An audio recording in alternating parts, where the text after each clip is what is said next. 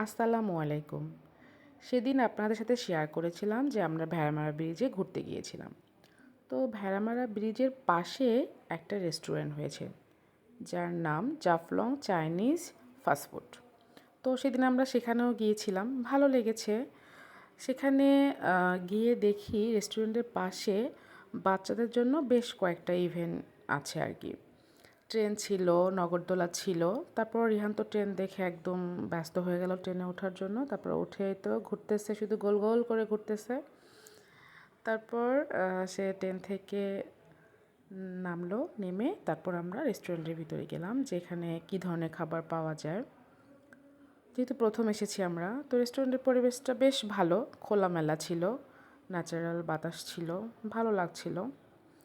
তারপর আমরা কিছু খাবার অর্ডার করলাম। এই তো কিছুক্ষণ পরে আমাদের খাবারগুলো চলে আসলো। রিহান তো খাওয়ার জন্য অনেক ব্যস্ত হয়েছিল, যেহেতু অনেকক্ষণ ঘোরাঘুরি করেছি আমরা। তারপর রিহান নিজে নিজেই খেতে শুরু করে দিল খাবার আসা মাত্রই। আমিও ওকে আলাদা করে দিলাম, ওই তো নিজে নিজে হাত দিয়ে খাচ্ছিল আর বলছিল আম্মু অনেক মজা ছিল খাবারটা, যদিও স্পাইসি ছিল। তারপরও ভালোই খেয়েছে। তারপরেই তো খাওয়া দাওয়া শেষ করে বের হয়ে আর একটু ঘোরাঘুরি করলো রিহান।